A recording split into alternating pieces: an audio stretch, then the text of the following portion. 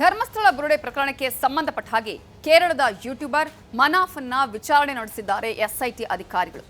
ದಾಖಲೆಗಳ ಸಮೇತವಾಗಿ ಆಗಮಿಸಿದ ಮನಾಫ್ ಎಸ್ಐಟಿ ಅಧಿಕಾರಿಗಳ ಮುಂದೆ ಸಾಕಷ್ಟು ವಿಚಾರಗಳನ್ನು ಹೇಳಿದ್ದಾರೆ.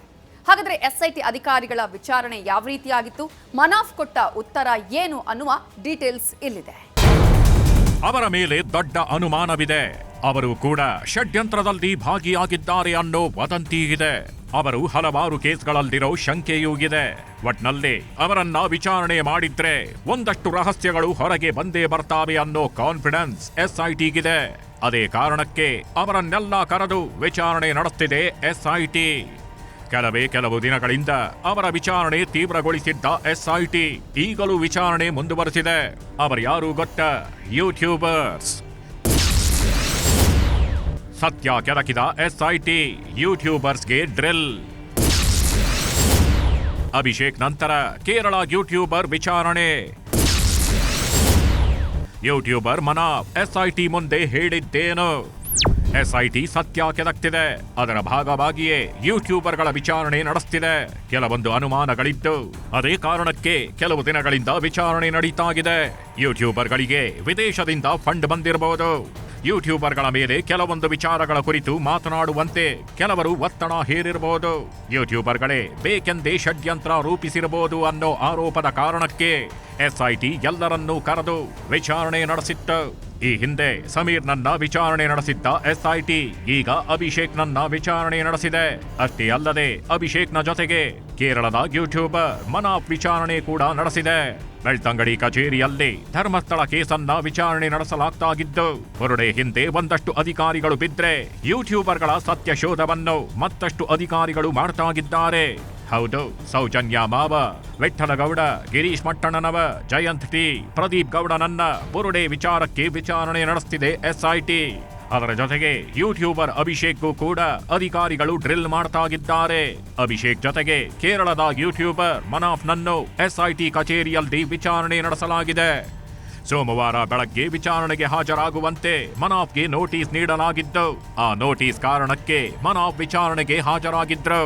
ಇಷ್ಟಕ್ಕೂ ಯಾರು ಈ ಮನಾಫ್ ಅಂತೀರಾ? ಎಲ್ಲಿದೆ ನೋಡಿ.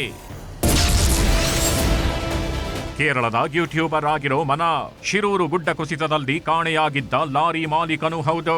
ಬುರುಡೆ ಪ್ರಕರಣಕ್ಕೆ ಸಂಬಂಧಿಸಿದಂತೆ ಆರಂಭದಿಂದಲೂ ಸುದ್ದಿ ಮಾಡ್ತಿದ್ದ ಮನಾಫ್ ಬುರುಡೆ ಕಥೆಯನ್ನ ಕೇರಳಕ್ಕೂ ಹಬ್ಬಿಸಿದ್ದ. ಧರ್ಮಸ್ಥಳದ ಬಗ್ಗೆ ಕೆಟ್ಟದಾಗಿ ಬಿಂಬಿಸಿರುವ ಆರೋಪ ಈತನ ಮೇಲಿದೆ.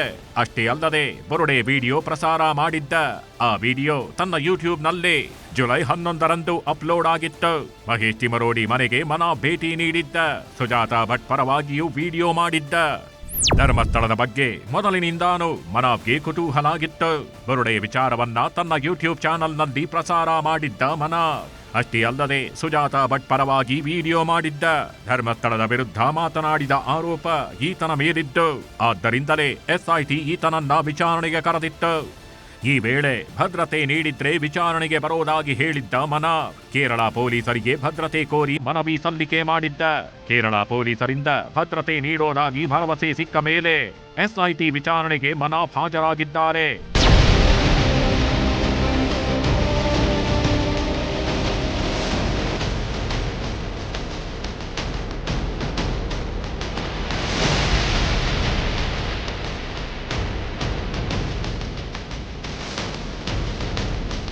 ಮನಾಫ್ಗೆ ಕೆಲವೊಂದು ಪ್ರಶ್ನೆಗಳನ್ನ ಕೇಳಿದ ಎಸ್ಐಟಿ ಬುರುಡೆ ವಿಡಿಯೋ ಬಗ್ಗೆ ಪ್ರಶ್ನೆಗಳನ್ನು ಕೇಳಿದ್ದು. ತನಿಖೆ ನಡೆಯುವ ಮುನ್ನವೇ ವಿಡಿಯೋ ಮಾಡಿದ್ಯಾಕೆ? ತನಿಖೆಯೇ ನಡೆಯದೆ ಹೇಗೆ ಸುದ್ದಿ ಪ್ರಸಾರ ಮಾಡಿದ್ರಿ? ವಿಡಿಯೋ ಪ್ರಸಾರಕ್ಕೆ ಯಾರಾದ್ರೂ ಫಂಡಿಂಗ್ ಮಾಡಿದ್ರ? ವ್ಯೂಸ್ ಹೆಚ್ಚಿಸಿಕೊಳ್ಳಲು ವಿಡಿಯೋ ಪ್ರಸಾರ ಮಾಡಿದ್ರ? ಬುರುಡೆ ವಿಡಿಯೋ ನಿಮಗೆ ಸಿಕ್ಕಿದ್ ಹೇಗೆ ಅಂತೆಲ್ಲ ಪ್ರಶ್ನೆಗಳ ಮೇಲೆ ಪ್ರಶ್ನೆ ಮಾಡಿದೆ ಎಸ್ಐಟಿ. ಇದಕ್ಕೆಲ್ಲ ತನಗೆ ಗೊತ್ತಿದ್ದ ಉತ್ತರ ನೀಡಿದ್ದಾನೆ ಮನಾಫ್. ಕೆಲವೊಂದು ಉತ್ತರ ಪಡ್ಕೊಂಡಿರೋ ಎಸ್ಐಟಿ ಆ ಉತ್ತರಗಳನ್ನು ಬೇರೆಯವರ ಉತ್ತರಗಳ ಜೊತೆ ತಾಳೆ ಹಾಕ್ತಿದೆ. ಈ ಮೂಲಕ ಮತ್ತಷ್ಟು ರಹಸ್ಯ ರಿವೀಲ್ ಮಾಡೋಕೆ ಎಸ್ಐಟಿ ಯತ್ನಿಸ್ತಿದೆ.